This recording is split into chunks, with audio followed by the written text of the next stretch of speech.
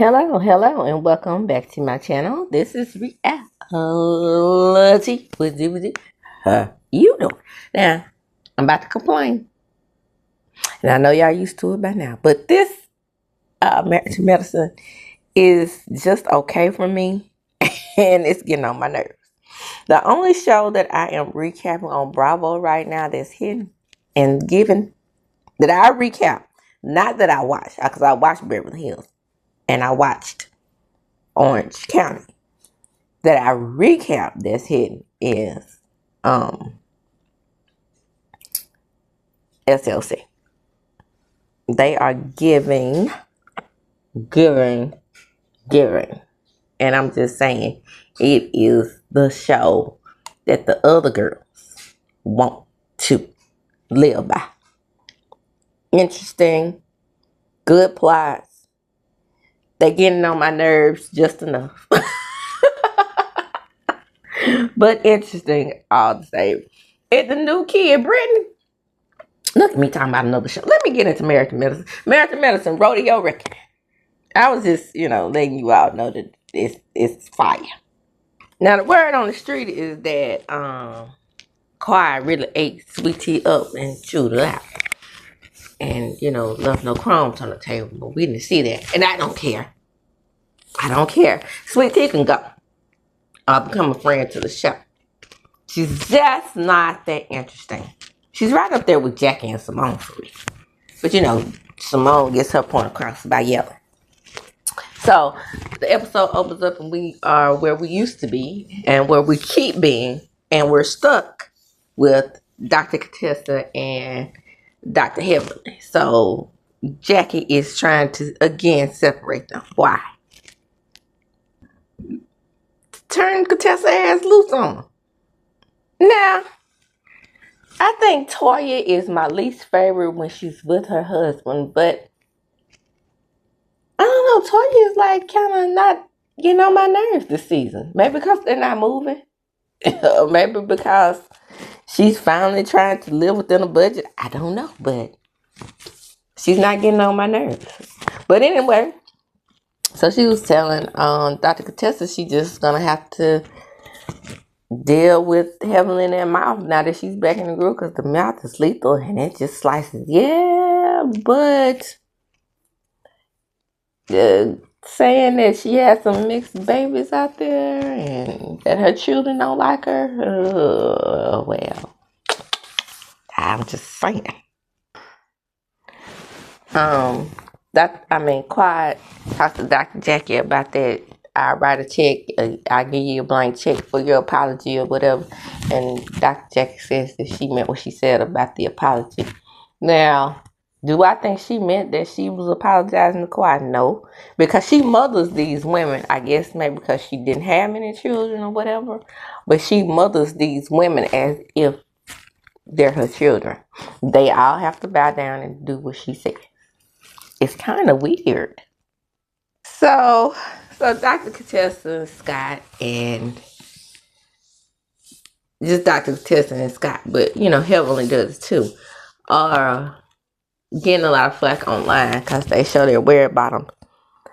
Y'all, they rich. I hope that they don't have to be in those types of positions where they have to kick their foots up on the foots. Did I say foots? I wanted to say their feet, but I wanted to say their foot. But then, I had to think about it's two people. Anyway, the point is, they want to kick their feet up on the table and say, I got red bottoms. Like, well, I don't know, because Marie did it. Oh, they're collective. But in this case, I think the doctor, because Heavenly did it. And I think the doctors are not just showing that they have red bottoms. I think that that's the way they're sitting in position on the stage. Because if you look at all of them in confession, they all kind of lift their feet up. If that makes sense when they're talking. Because they sit with their legs crossed. And even then, when Dr. Contessa was in her confession alone, I could still see that she had on Red Bottom. I'm just saying. I don't know. I don't think this is one of those things, because it's like a meme going around. Why do black people do this? Show that they have on Red Bottom. I don't think they have to show off in that way. They can afford that shit. Period. It's for those of us who can't afford it that go out and get it. That like to show that we actually wearing Red Bottom. I'm just saying. Baby, when Quad told that story of what happened with Dr. Contessa and Dr. Heaven, I mean, she went on and on and on. I'm like, girl, what did you find all these damn words to tell that story? You could have broke that down in 15 minutes. Maybe that's the way they angled the show. I hope that's what it was. Because they were going to talk about hours and hours. What they could have talked about each other. I'm just saying. So, Dr. Jackie is playing up that she hurt. I'm not really hurt. But I'm going to make these bitches understand that they should feel guilty for knocking my ass down to the ground. And even though they're grown women, I tell them what to do. And they haven't been listening to me and my ideas and my bullshit lately. I'm the grand dame of this show. Don't y'all get it? So we get to the men. And it's Scott and big-headed Dr. G and Cease talking to his team. Man, you think you and Damon can get to a better place? Well, you know what? I don't really know, Cecil, because, Dr. Heavenly is, she's bad mouthing me to my wife, and I'm just trying to get you to understand that my wife is the bomb.com. And she don't do anything wrong. She just responds to Heavenly and her bullshit. Yeah, I think what's going on is that whatever happened to them online is just carrying over to the show. Some things you can't come back from. I mean, they talked about each other's mothers, and the lady said that my mama in hell will have a better chance of having a baby than you. And she said that her mother was in hell, so they took it to hell. So the tension between the wives is carrying over to the husband, but Dr. G is holding a grudge. Dr. Damon is trying to let it go, but only on his terms. And that's what I can't stand about Dr. Damon. Everybody is out there. The big teddy bear is the coolest guy in the world. He's calm. He don't bother nobody. He might not bother nobody, but he hold on to shit just like the rest of them. And not only is he holding on to shit, like I said, he's trying to make Gregory, Dr. Gregory, forgive him on his terms only. I said I was sorry, motherfucker. You better take my sorry and listen to me and do what I say. That type of shit. They grown. And you trying to intimidate people. And I told you I don't like people like Dr. Damon in that way. Don't try to intimidate me with your damn size. You make me want to shoot you in the pinky toe. I'm just saying. Dang it. That damn Eugene said exactly what I was thinking. It's like he read my mind. I read his. We were on the same exact page. Eugene, do you watch my video? I know you don't, but I'm just saying. Anyway, he was like, the man feels dismissed. And that's exactly what I'm saying. Damon is just like Dr. Heavenly on the soft-spoken version of it. You don't get into it with somebody and then act as if I apologize now, and hell, you supposed to take it and you process it when I say you process. So you dismissing how serious the allegation that Dr. Heavenly made against that man. And I don't mean how he treated Quad, because I believe Quad. Let me be clear about that. I'm talking about the pedo thing. That was too far. And, she has thousands of followers over there on the Twitter X. That's a lot. And then it seems like Damon is holding her up in her wrong. No, what you do is say, fuck, I know damn well. You didn't say that about that man. He's not that, at least. And leave it at that. But no, you got to threatening his business. And no, I don't have to take your patients when you send them over here, because my business has already been threatened by your damn stupid ass wife saying shit like I'm a pedo online. So Damon, who intimidates people with his size and is a cute dog, says, well, if you got something to say to Eugene, Dr. Eugene, I try to call him Dr. Y'all. Sometimes I forget. But I try to respect the title, okay? So, anyway. It says to Dr. Eugene that, you know, if you got something to say to me, just say it. If you got an issue, just say it. I mean, you don't really give people the opportunity. When you take it there, like I said, you try to intimidate people with your size. I remember what you did to Dr. A back in the day. When you remember when Mariah broke that glass? Yeah, I see you. I see you. So quiet, and the ladies go back out for an outing, and I think that, you know, sweet bitter tea is in her element out here, and you know, she's Texas. Remember, white people, quote unquote, are only the cowboys. They're seeing as how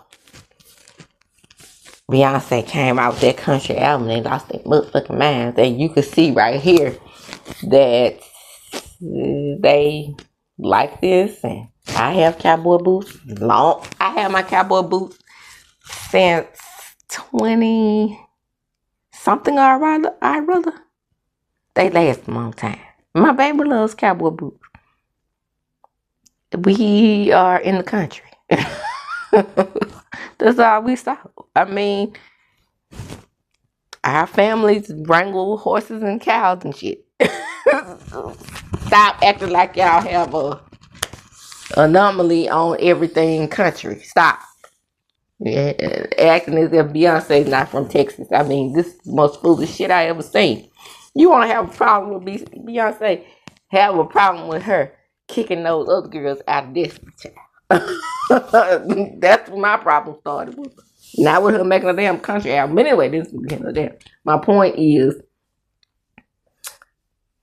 Billie T is in her element out here. And I just wanted to say, on behalf of Dr. Simone, I was watching Dr. Heavenly's live, and they were talking about her overbite. Like, you know, you've been working with her for hundreds of years, and you're a dentist, and you never offered to fix her buck ass teeth. My cousin, growing up, had that same overbite. And I have an overbite, you know, it runs in my family on my daddy's side. We all have. But I wasn't insecure about my overbite. I'll say that. I was more insecure about one crooked tooth that sat on the side of it, and I had crowding in the bottom of my teeth, which came back, which is why I'm in Invisalign now. But the point is, sometimes, when people have imperfections so severe like that, they want to show the world that they have accepted the way they were created, their family genetics. And sometimes, especially people with gout, Dr. Heavenly called it something. I didn't know it had a technical term. I just called it gap in the tooth. Okay. But anyway, hey, she's a damn dentist, so I didn't know. But the point is, you know, sometimes people just accept those imperfections, and you know the damn woman can afford to get a teeth fixed. I mean, people, we got to use logic here. If she wanted to do it, she couldn't afford to do it. She don't want to do it. Accept it. Her son inherited her overbite. They got theirs fixed. That oldest boy still can't close his mouth right. But the point is, they went around there and got it fixed. If you want to get it fixed, you can. If you don't, you don't have to. She's accepted it, y'all. Let it go. Dr. Contessa thinks the trip was an epic fail. They get them around the round table. I'm enjoying looking at the food. The marshmallows and the s'mores and, oh my God. My mouth is watering. But she is really milking this shit. And it's annoying as fuck. Okay? She wants everybody else to feel about Heavenly the way she feels. And that's why she set up that whole intervention thing in the beginning when they had Heavenly watch herself on YouTube. It didn't work. And it's not working now. She is more ingrained in the group than you are. And that's the same thing we're trying to get Bitter T to understand. Even with all of Heavenly's ill shit, what do they call themselves? The sassy five, the old people five, the bitter old lady five, the old lady gang, the OLGs. They're set in their ways. They're not listening to you, lady. Let it go, Elsa. And Bitter T act like she want peace.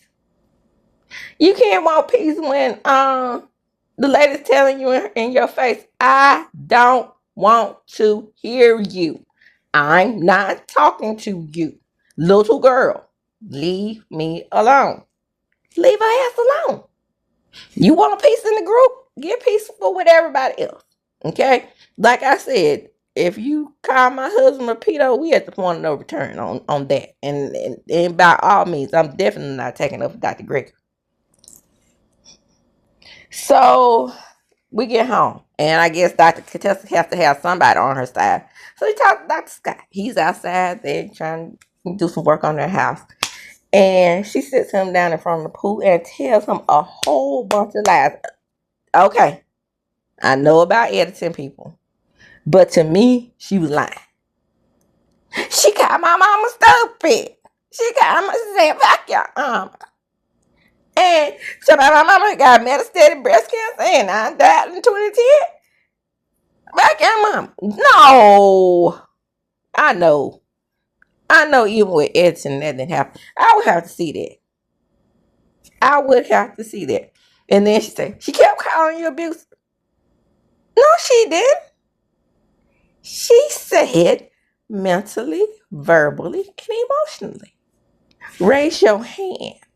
Shout out to me raising my hand right now. You don't see it because I'm not on camera, but trust me, I'm raising my hand.